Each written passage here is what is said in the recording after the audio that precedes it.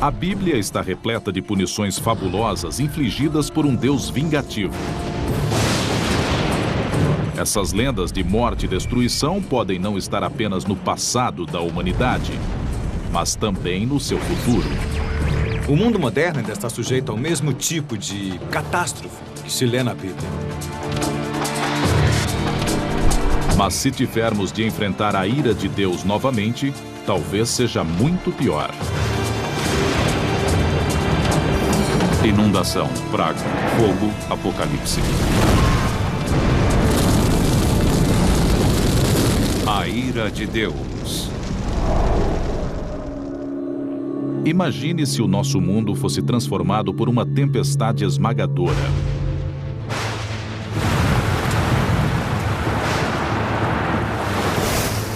Um dilúvio de proporções globais que provocasse avalanches de água entre os arranha-céus de Nova York. Uma inundação cataclísmica que varresse a Ásia e as grandes capitais da Europa.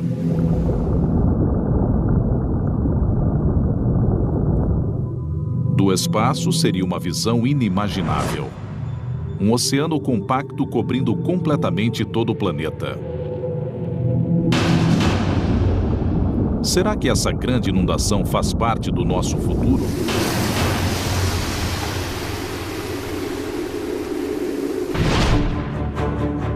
As páginas da Bíblia são uma verdadeira coleção de catástrofes.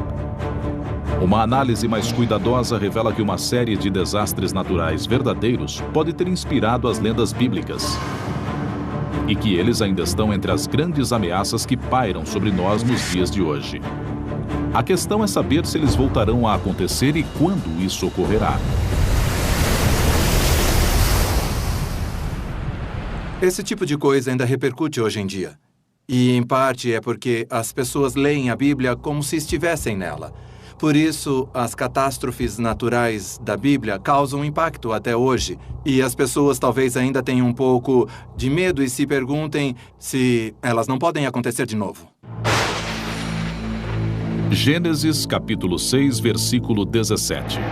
Porque eis que eu trago um dilúvio de águas sobre a terra, para desfazer toda a carne em que há espírito de vida debaixo dos céus. Tudo o que há na terra expirará. Em Gênesis, o primeiro livro da Bíblia, Deus cria todo o universo em 6 dias e o destrói nas 10 páginas seguintes. Deus mandou o dilúvio para punir a humanidade, porque as pessoas tornaram-se corruptas, tornaram-se más, e ele quis praticamente começar do zero, quis se livrar de todo mundo, quis que as águas levassem aquelas pessoas para longe. Acredita-se que há aproximadamente 7.000 anos, uma grande inundação atingiu a região do Mar Negro, cobrindo uma área de cerca de 100.000 quilômetros quadrados. Seria essa a inspiração para a história da ira hídrica de Deus? O Mar Negro fica ao norte da Turquia e está ligado ao Mediterrâneo por um canal chamado Estreito de Bósforo. Mas em 1998, 2 geólogos apresentaram a teoria de que o estreito nem sempre existiu. Segundo essa hipótese, há cerca de 8.000 anos, as águas do Mediterrâneo invadiram de forma catastrófica a bacia do Mar Negro. Quando a represa natural do Bósforo finalmente cedeu, todos os oceanos do mundo estavam empurrando as águas para dentro do Mar Negro. Essa hipótese, conhecida como dilúvio do Mar Negro, sugere que um volume gigantesco de água salgada do Mediterrâneo invadiu o Mar Negro com resultados catastróficos. Para a população da região foi um desastre que só poderia ser interpretado como ira divina. Seria algo como as cataratas do Niágara, mas provavelmente 20 vezes maior devido ao volume de água necessário para atravessar aquela área e encher a bacia.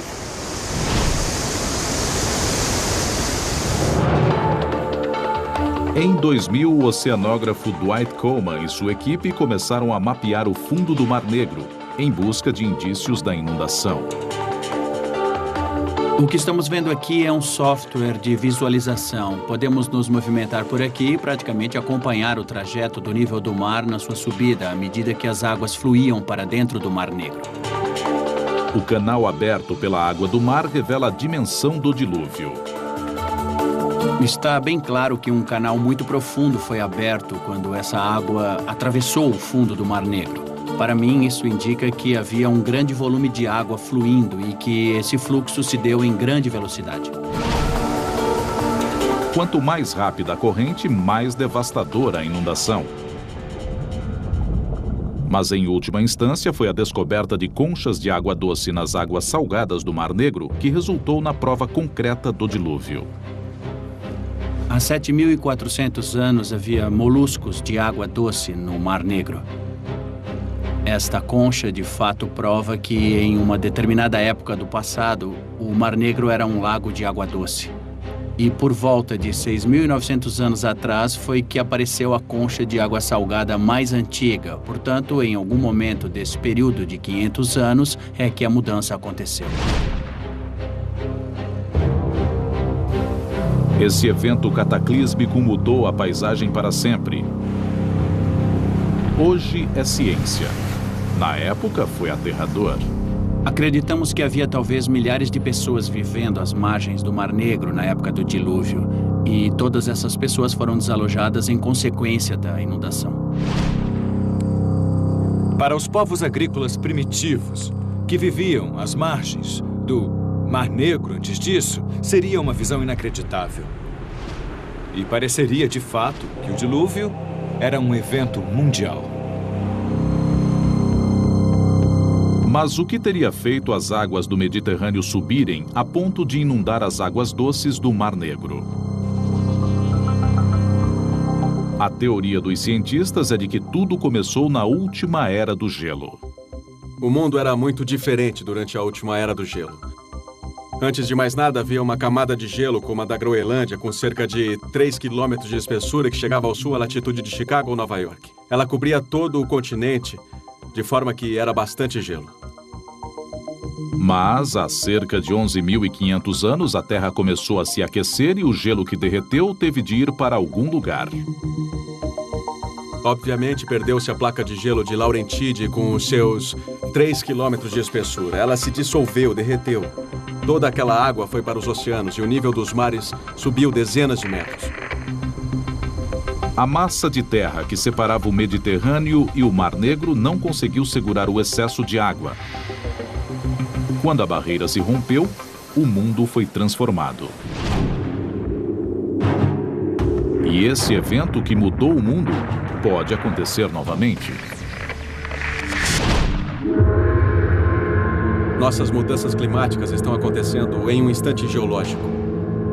As calotas polares estão derretendo rapidamente e elas vêm sendo medidas por satélites que avaliam a perda de massa das gigantescas placas de gelo da Groenlândia e da Antártida. E essa diminuição do gelo parece que está se acelerando.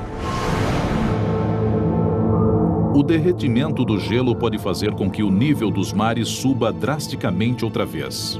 Lembre-se que já com os primeiros 90 centímetros de aumento no nível do mar, haveria 100 milhões de desabrigados nos litorais, perturbando não só o local onde as pessoas vivem, mas todo o curso das civilizações e sociedades. Especialistas acreditam que o desaparecimento total das placas de gelo da Groenlândia e da Antártica faria com que o nível do mar subisse quase 70 metros. Nenhuma força da natureza poderia provocar um derretimento tão grande do dia para a noite. Mas se as placas de gelo desaparecessem, nosso planeta se transformaria em um verdadeiro mundo aquático. Se chegarmos ao ponto em que tanto a Groenlândia quanto a Antártida derreterem, estaremos em um lugar radicalmente diferente. Seria o panorama mostrado por uma verdade inconveniente, com Nova York destruída, toda a costa leste dos Estados Unidos reconfigurada. Acabaríamos vivendo em um litoral onde antes eram as montanhas Apalaches. O mundo ficaria totalmente diferente. A Bíblia diz que depois do dilúvio, Deus prometeu nunca mais exterminar a vida na Terra. Mas hoje há uma série de catástrofes cataclísmicas possíveis e não podemos ter certeza de que algo não acontecerá, de uma forma ou de outra.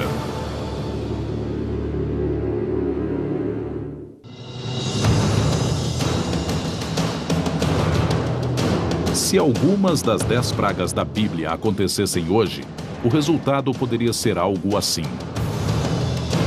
Uma maré vermelha invadindo as águas em volta de Manhattan, transformando os rios Hudson e East em afluentes de sangue. Milhares de sapos tomando conta do centro da cidade. No alto, uma densa nuvem negra pairando no céu. São os enormes enxames de gafanhotos que circulam sobre a cidade, querendo devorar tudo o que encontram.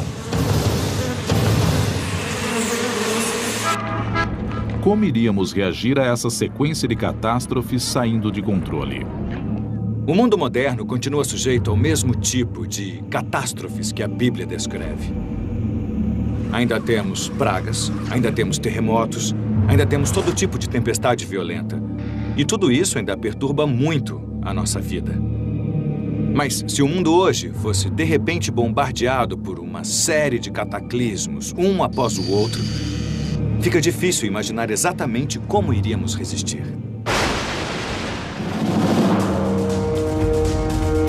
Com 10 pragas, Deus se dispõe a destruir um império para libertar um povo. Os israelitas eram escravos no Egito, e o Todo-Poderoso queria que eles fossem libertados. Mas o faraó não queria ficar sem a mão de obra gratuita. O faraó não queria deixar que os israelitas partissem, e a situação tornou-se praticamente um duelo entre Deus e os egípcios através das 10 pragas. E cada vez que uma praga acontecia, aparentemente ficava pior e se tornava mais destrutiva. Êxodo, capítulo 7, versículo 17. Vou bater nas águas do rio Nilo, e elas se mudarão em sangue. Os peixes que estão no rio morrerão, e o rio ficará tão poluído que os egípcios sentirão nojo de beber a água do Nilo. Com a primeira praga, ficamos sabendo que a água toda se transforma em sangue. Portanto, não é só o rio Nilo, que, é claro, é um rio importante para os egípcios, mas também toda a água potável. Peixes mortos apodrecendo, calor escaldante, falta de água potável. Parece um filme de terror. Mas essa calamidade não só pode ter realmente acontecido na antiguidade, como acontece ainda hoje. Eu acredito que, lendo essa passagem da Bíblia, a maioria de nós que já estudou esse tipo de problema encontra uma descrição bastante fiel de uma maré vermelha. Maré vermelha é a proliferação excessiva ou explosiva de um certo tipo de alga que produz compostos neuroquímicos perigosos. Don Anderson é um cientista graduado do Instituto Oceanógrafo Woods Rowley e um dos principais especialistas em marés vermelhas.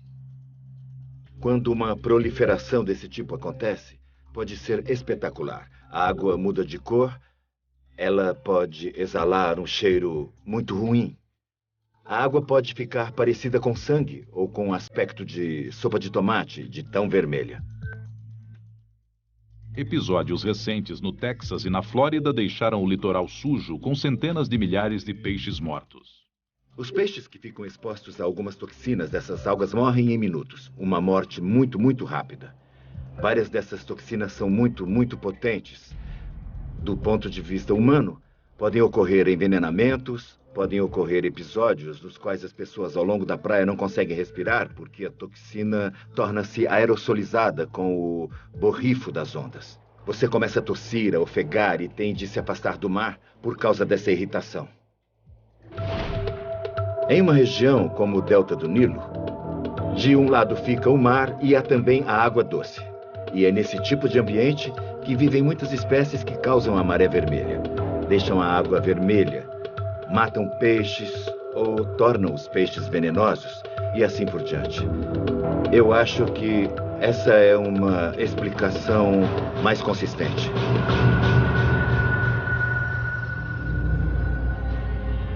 Uma maré vermelha desencadeia uma série de efeitos subsequentes e pode explicar a segunda praga bíblica, os sapos.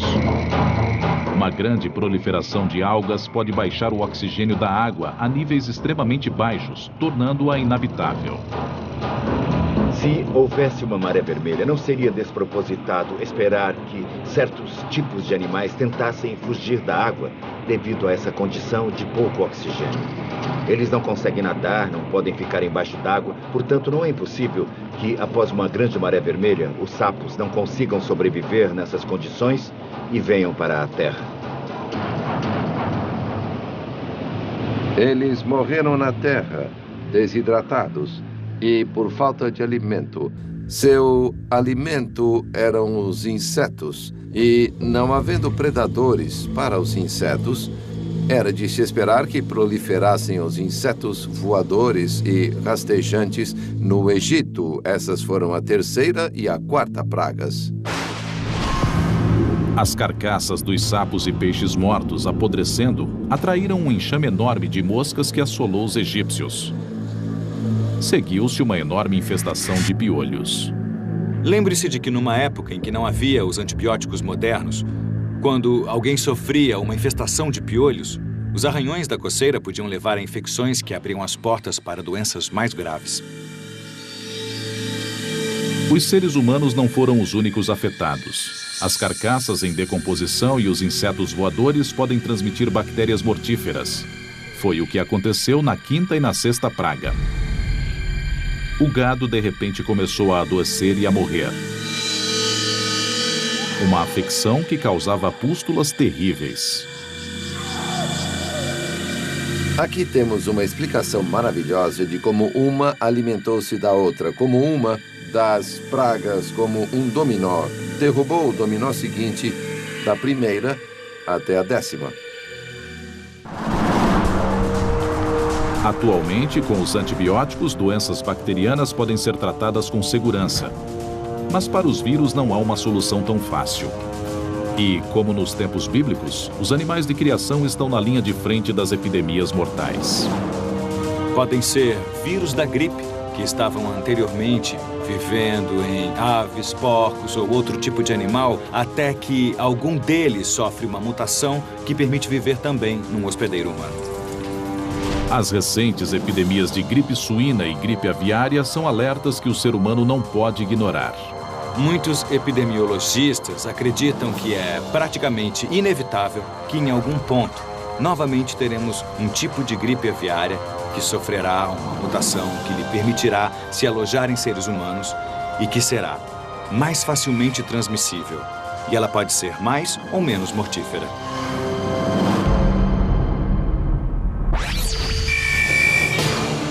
Cercado por doença e morte, o povo do Egito estava de joelhos. Mesmo assim, o faraó não se abalou. Ainda faltavam 4 pragas, e a espiral de devastação estava longe de terminar. Para os egípcios, seu império estava em jogo. Mas hoje todo o nosso planeta poderia estar em perigo. E é até mesmo provável, em muitos casos, que um desastre muito grave acabe criando a possibilidade para outros desastres bastante sérios no futuro. A questão é, estamos preparados para algo equivalente às 10 pragas hoje em dia? Eu acredito que juntar as 10 pragas é querer destruir definitivamente toda uma cultura até que ela esteja morta e enterrada.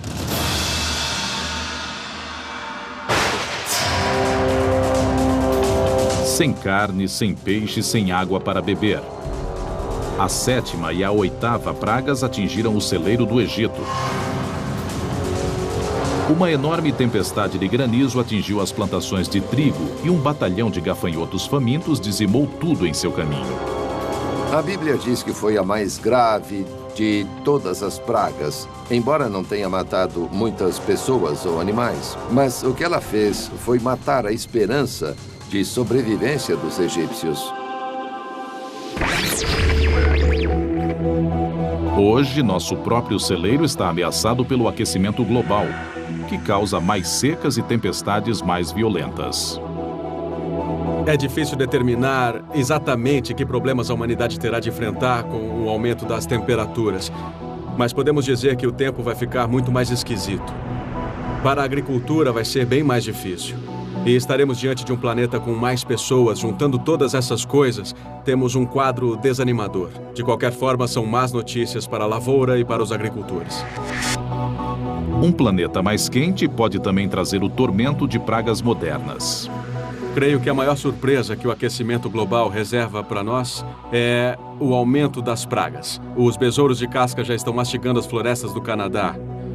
Vemos que há mais mosquitos, com o aumento de todas as doenças que os mosquitos carregam, como, por exemplo, malária e dengue. São coisas que achamos típicas do terceiro mundo, mas com o aquecimento global, as áreas em que esses mosquitos conseguem sobreviver se expandem.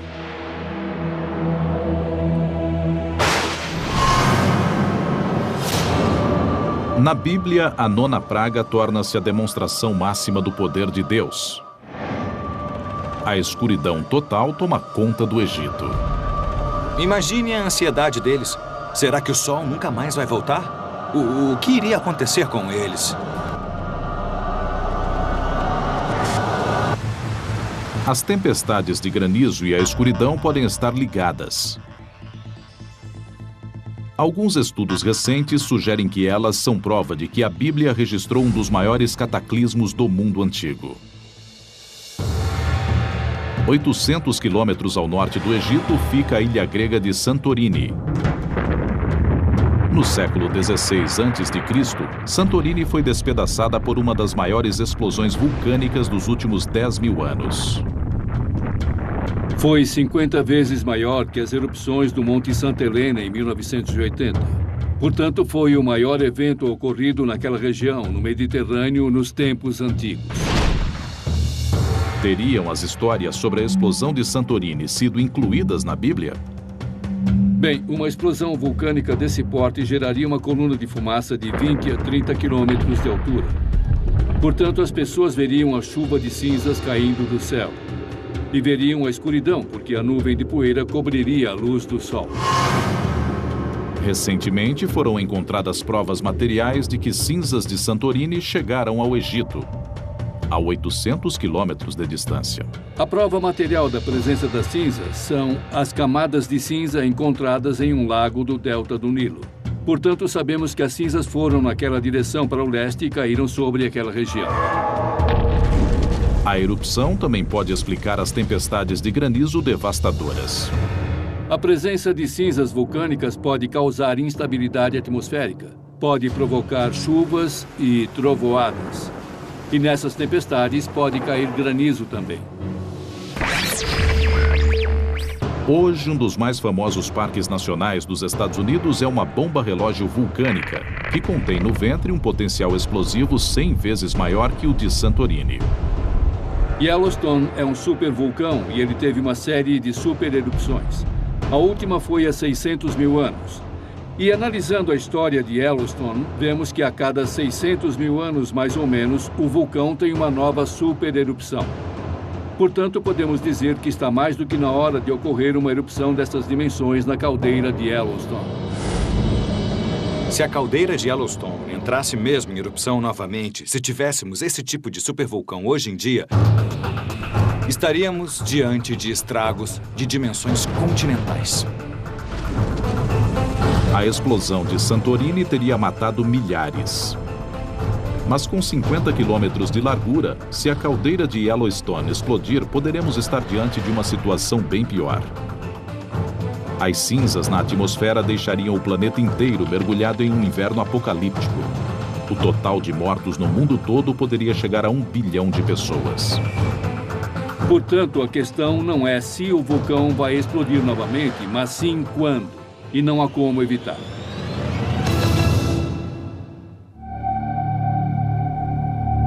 Na Bíblia, o que finalmente convence o faraó a deixar os israelitas partir não é a ruína do império, mas a morte do seu primogênito. A 10ª praga mata todos os primeiros filhos homens do império. Todas as famílias ficaram de luto. E creio que, de certa forma, essa foi a força dessa praga em particular.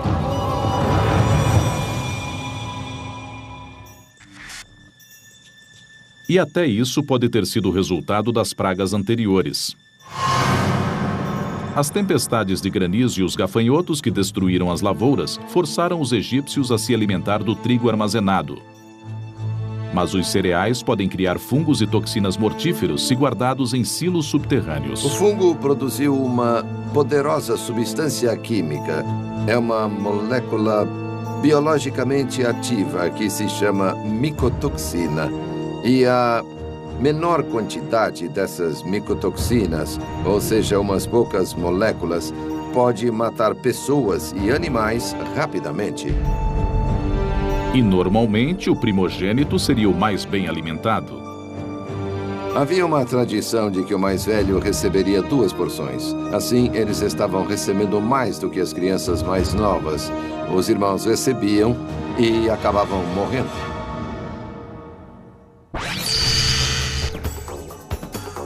As pragas destroçaram o império aos poucos. Mas em outro trecho da Bíblia, basta um instante para destruir uma cidade e seus habitantes. Infelizmente, para nós, isso é verdade ainda hoje. Uma cidade onde o dinheiro fala alto, a diversão rola solta e gente bonita vive cada dia como se fosse o último. Agora, imagine uma sombra escura descendo sobre o horizonte de Los Angeles. Brasas e cinzas começam a respingar do alto. De repente, o céu se abre e a ira de Deus se manifesta. Milhões de vidas são ceifadas em um instante. Já aconteceu antes. Gênesis, capítulo 19, versículos 24 e 25.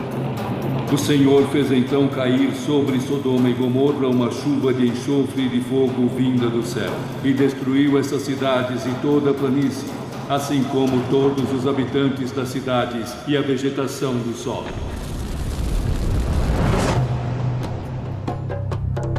Muitos tentaram localizar no mapa essas famosas cidades do pecado. Na década de 1970, arqueólogos escavaram na região que hoje é a Jordânia 2 sítios de cidades abandonadas, que podem ter inspirado a lenda bíblica. Por volta de 1979, os arqueólogos sugeriram com muita hesitação que se existe algum fundo de verdade na história de Sodoma e Gomorra, talvez as ruínas de Bab Edra e Numeira estejam praticamente na sua origem.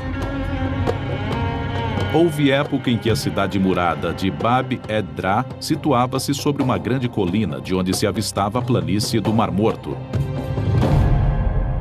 Hoje restam somente os escombros, mas o cemitério da cidade revela sua importância.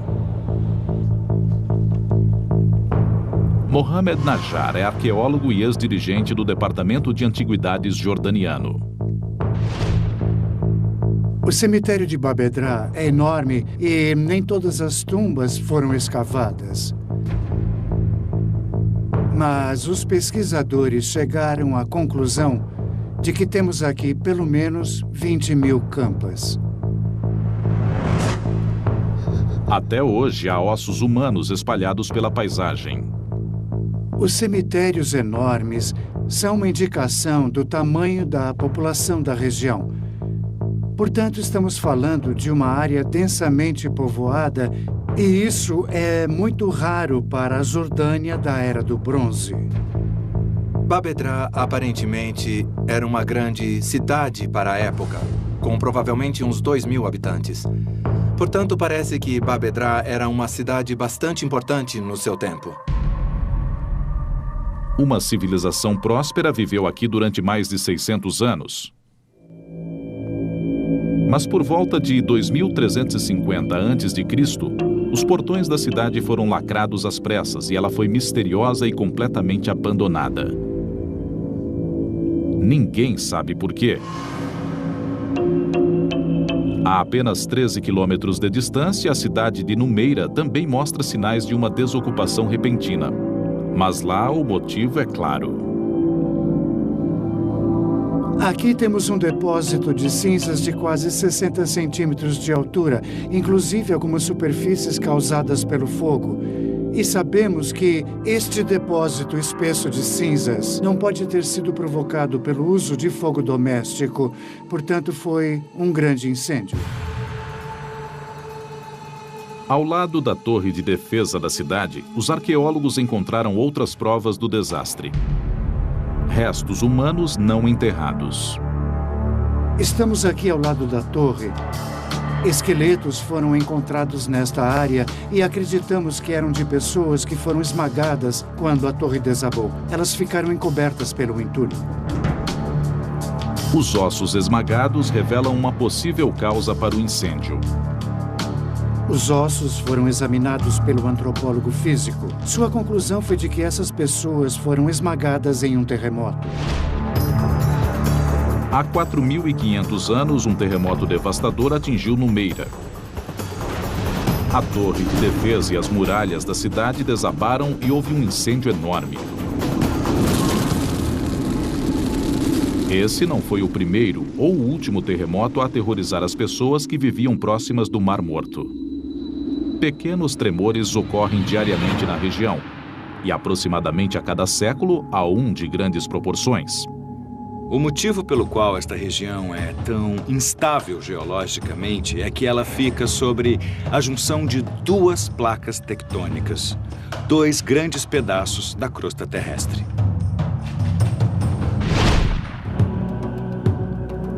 E nas proximidades do Mar Morto não é preciso procurar muito para encontrar o enxofre da história. Quanto ao uso da frase fogo e enxofre, a origem do fogo é bastante óbvia. Quanto ao enxofre, é exatamente isso. De forma que estamos falando de fogo e enxofre juntos. O enxofre, tanto na forma sólida quanto gasosa, ocorre naturalmente na região e é altamente inflamável. Quando a Bíblia fala de fogo e enxofre, o que ela está descrevendo é exatamente isto. Os antigos habitantes da região estavam familiarizados com esse tipo de pedra. E é por isso que ela é citada na Bíblia.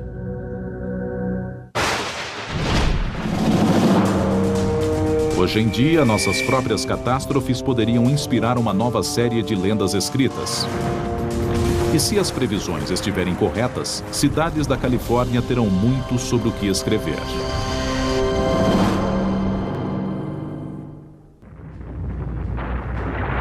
Na antiguidade, um terremoto destrói a paisagem e desencadeia um incêndio que consome tudo à sua volta.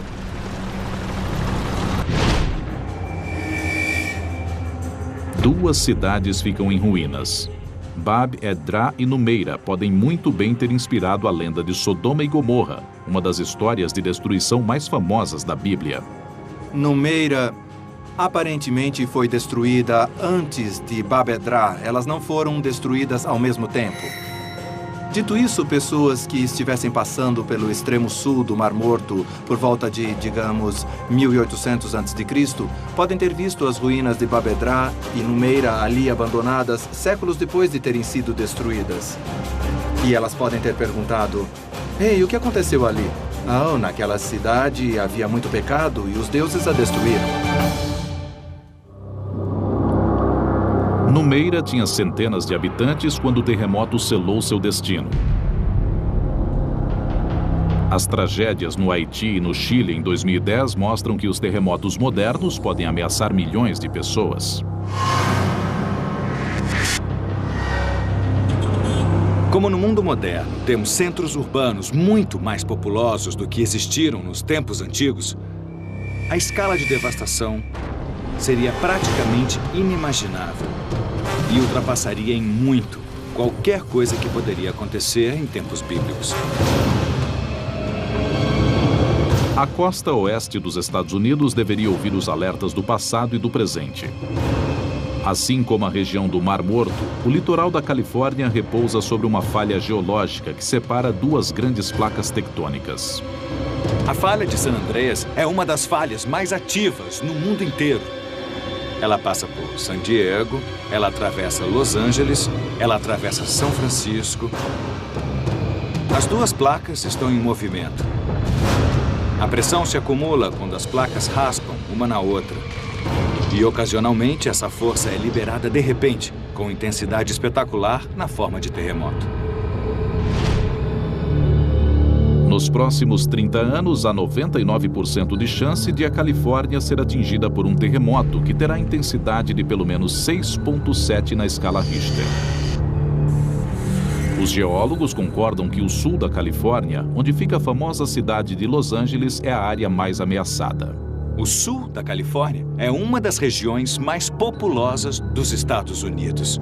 De fato, é a segunda área mais populosa e tem mais de 24 milhões de habitantes.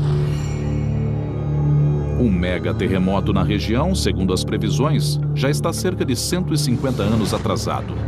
E os resultados do próximo grande abalo seriam desastrosos. Temos a infraestrutura de energia elétrica e água com redes que passam constantemente pelas cidades. E, por exemplo, se um terremoto arrebentar canos de gás e canos de água, incêndios enormes irão irromper de repente e inundações podem acontecer. Um terremoto continua sendo difícil de prever e impossível de impedir. A única coisa que a Califórnia pode fazer é esperar. Terremotos, supervulcões, mega enchentes. Se qualquer uma dessas terríveis catástrofes se abatesse sobre nosso planeta, poderíamos imaginar que os últimos dias estão próximos. E é o último livro da Bíblia que nos diz pelo que esperar. É realmente muito difícil interpretar o livro do Apocalipse. Foi um sonho? Foi realidade? O que aconteceu? O Apocalipse é uma profecia terrível diante da qual as outras catástrofes da Bíblia parecem brincadeira de criança. E quem traz essa onda de horrores são os 4 cavaleiros do Apocalipse. Guerra, fome, doença e morte assolam a terra. Reina a escuridão. Até as estrelas caem do céu.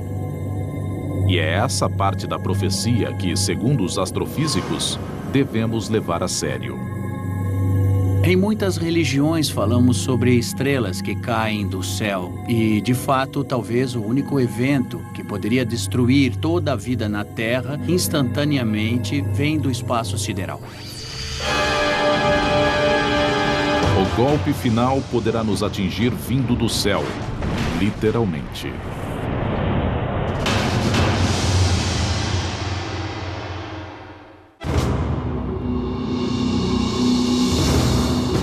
O Apocalipse é o último livro da Bíblia e para muitos é também um vislumbre de como será o fim dos nossos dias. Mas o Apocalipse também descreve um futuro em que o céu se volta contra o planeta Terra. Apocalipse, capítulo 6, versículo 13. O sol tornou-se negro como saco de silício, e a lua toda manchou-se de sangue, e as estrelas do céu caíram sobre a terra. Hoje, essa passagem evoca uma série de ameaças reais à vida no planeta.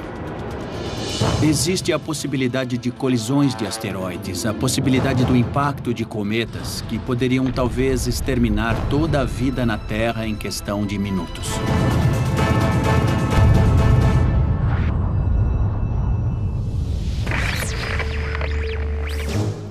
Talvez tenhamos o mesmo destino que os dinossauros. Há 65 milhões de anos, um asteroide com 10 quilômetros de diâmetro caiu do céu, atingindo a península de Yucatán, levando todos eles à extinção. A dimensão desse cataclismo está além de qualquer coisa que podemos facilmente imaginar. O tamanho desse evento gigantesco foi tal que ele aparentemente matou praticamente a metade das espécies do planeta. Se já aconteceu uma vez, há boas chances de acontecer novamente. Apophis é um enorme asteroide. Ele tem cerca de 300 metros de diâmetro. É mais ou menos do tamanho do estádio Rose Bowl. Se esse objeto se precipitasse sobre a Terra, o impacto teria a força de 100 mil bombas iguais à de Hiroshima. Em 2029, Apophis passará tão perto da Terra que poderá ser visto de binóculo.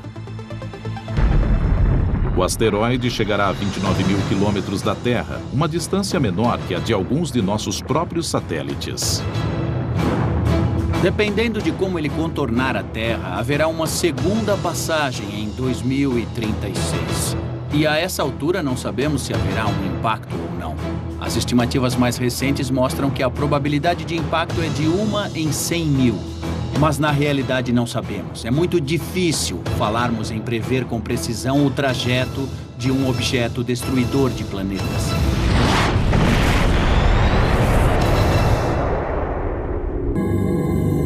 Há outras ameaças vindas do espaço sideral que poderiam colocar em risco não só a vida na Terra, como a própria Terra. Um evento que poderia literalmente acabar com a vida no planeta seria uma explosão de raios gama. Não saberemos se ela vier na nossa direção porque a radiação da explosão viaja à velocidade da luz. Você pode estar pendurando roupa certo dia, colocando no varal, olhar para o céu e ver uma bola de fogo vindo na sua direção. Mas não vai ter tempo de saber o que aconteceu. Não haveria praticamente qualquer aviso. Das primeiras páginas do Gênesis ao final do Apocalipse, a Bíblia expõe uma lista assustadora de possíveis sentenças de morte para a humanidade. Mas mesmo que consigamos nos desviar de todas essas balas sobrenaturais, há uma que não podemos evitar. A Bíblia diz: do pó viestes, ao pó retornarás. Nós, físicos, dizemos: do pó das estrelas viemos e ao pó das estrelas retornaremos. Daqui a 5 bilhões de anos, teremos nosso último dia bom. Depois disso, o Sol começará a se expandir de uma forma imensa. Se transformará num gigante vermelho. O céu ficará em chamas. Olhando de um lado a outro do horizonte, você verá o Sol ocupando todo o céu. Talvez tenhamos de construir nossa própria arca espacial gigantesca e levantar vela rumo a algum outro porto. Um planeta que seria uma espécie de Monte Ararat em outro sistema solar. É um projeto ambicioso. Homens de todas as eras terão de enfrentar seu próprio bombardeio de desastres naturais. Mas a busca da Bíblia por uma explicação diante da tragédia é um desejo universal. É algo que todos nós partilhamos com os nossos ancestrais e partilharemos com nossos descendentes. Esses são temas que repercutem na consciência humana e mesmo nos temores da humanidade.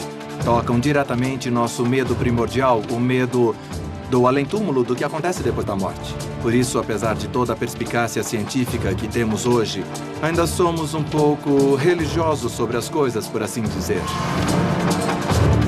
Ninguém pode prever o que nos aguarda, mas cedo ou tarde, novas histórias sobre desastres serão acrescentadas às antigas, à medida que as gerações futuras forem conhecendo as forças que estão além do controle da humanidade. Versão brasileira, DPN Santos.